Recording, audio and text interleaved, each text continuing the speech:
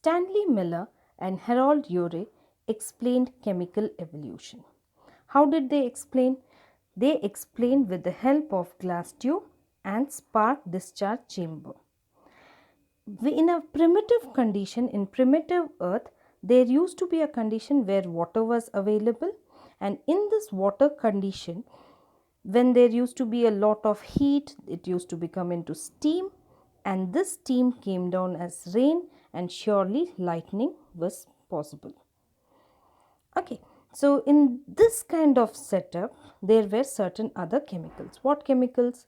You have methane, you have ammonia, you also have hydrogen. Okay, 2:1:2 ratio, kind of approximately this was the ratio which was there in the primitive earth. So when these kind of gases were being present in the chamber, somehow it is put in, and you can see water at 800 degrees centigrade, and you can see the tungsten spark plug electrodes.